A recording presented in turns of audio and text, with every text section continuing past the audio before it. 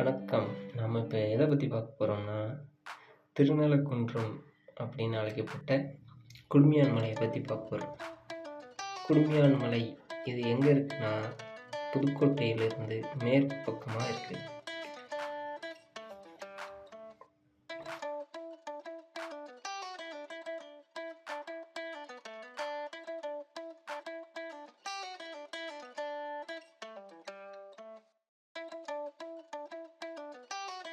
குடுமியான் மலையில் முக்கியமான ஒன்று சிவன் கோவில்.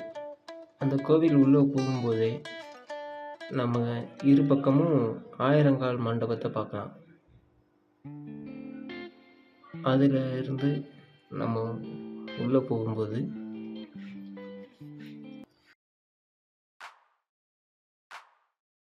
வலது பக்கம் முருகரும் இடது பக்கம் விநாயகரும் நம்மளை வரவேற்கிறது போல சிற்பங்கள் செதுக்கப்பட்டிருக்கு.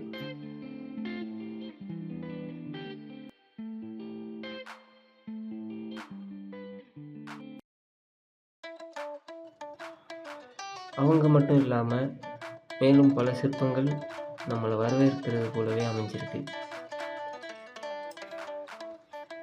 அதன் மத்தியில் கொடிமரமும் இருக்கு. அந்த மண்டபத்திலிருந்து நம்ம இடது பக்கம் போய் பார்த்தோம்னா குடுமியான் மலையோட முக்கியமான கல்வெட்டுகளை நம்ம பார்க்க முடியுது.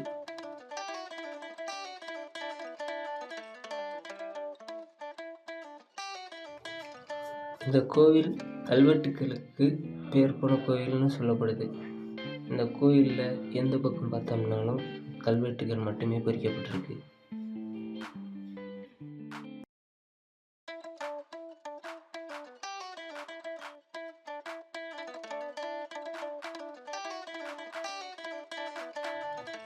அதிலிருந்து நம்ம கொஞ்சம் முன்னேறி போகும்போது கோயிலுக்கு நேராக இடது பக்கத்தில் ஒரு மண்டபம் ஒன்று அமைஞ்சிருக்கு. அந்த மண்டபம் எதற்காக பயன்படுத்தினாங்கன்னு நமக்கு தெரியலை. அங்கே உள்ளே போய் பார்க்கையில் பழங்காலத்து ஓவியங்களை நம்மளால் பார்க்க முடியுது.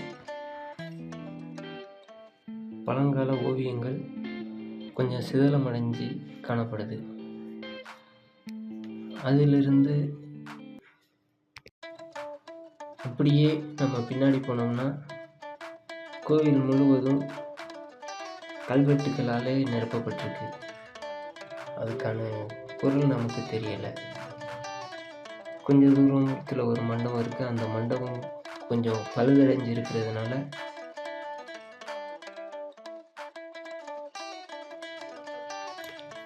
உள்ளே போகிறதுக்கு அனுமதி இல்லைன்னு போர்டு வச்சுருக்காங்க. அதனால் நம்ம உள்ளே போக வேணாம். அங்கேருந்து நம்ம வலது பக்கமாக திரும்பினோம்னா ஒரு மிகப்பெரிய மரம் ஒன்று இருக்குது. அந்த இடம் கோயிலில் அந்த இடம் மிகவும் குளுமையாக காணப்படுது. அந்த மரத்தை தாண்டி நம்ம வெளியில் வரும்போது கொஞ்சம் பழுதடைஞ்ச சிலைகளை பார்க்க முடியுது. அது எப்போ பழுதடைஞ்சது, ஏன் இங்கே கொண்டு வந்து வச்சுருக்காங்க அப்படிங்கிறது நமக்கு தெரியலை.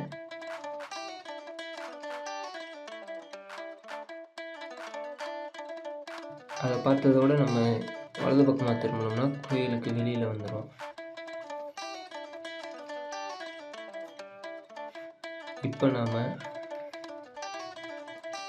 கோயிலில் முக்கியமான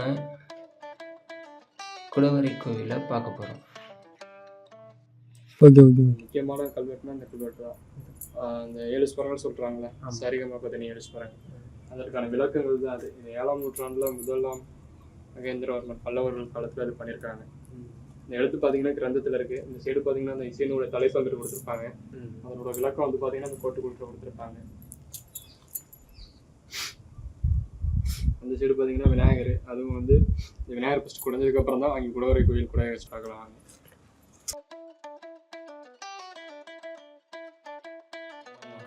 பல்லவர்கள் காலத்தில் அது குறைஞ்சி எடுத்திருக்காங்க.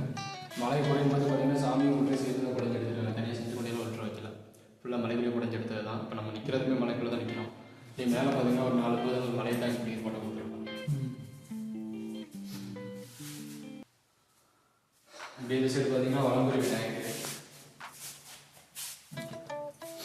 பார்த்தீங்கன்னா நம்ம இசை கல்வெட்டு பார்த்து பார்த்தீங்களா, இந்த இசை கருவி பரிவாதினி அப்படின்னு சொல்லுவாங்க. ப ரி வா தி நி, அதாவது இப்போ உள்ள பேர் பார்த்தீங்கன்னா வீணை, யாழ், கடம்பா, ஜால்ரா, கம்போரா சொல்கிறோம் பார்த்தீங்களா.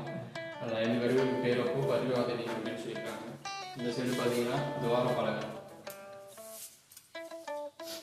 பார்த்தீங்கன்னா எல்லா இடத்துலையும் ரொம்ப ஆக்ரோஷமாக இருப்பார்.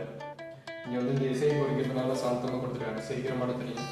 கீழே பார்த்தீங்கன்னா கால் வந்து தரையில் படுற மாட்டம் கொடுத்துருப்பாங்க. எல்லா இடத்துலையும் வந்து பார்த்தீங்கன்னா ஒரு காலை தூக்கி இப்படி மேலே தான் வச்சுருப்பாரு. அந்த சைடு பார்த்தீங்கன்னா இப்போ நல்லா தெரியும் சிரிக்கிறது.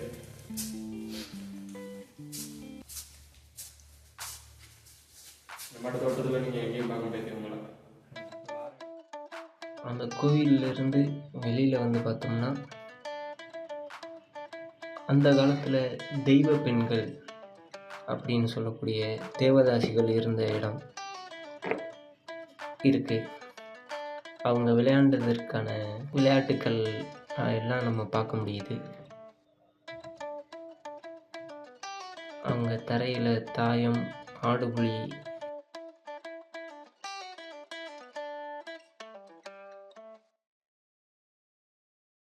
இப்போ நாம் குடுமியான்மலையில் இருக்கிற சிவன் கோயிலையும் குடவரை கோயிலையும் மட்டும்தான் பார்த்துருக்கோம். மலைக்கு மேலே முருகர் கோயில் ஒன்று இருக்குது. அதை பற்றி நம்ம அடுத்த பார்ட்டில் பார்ப்போம்.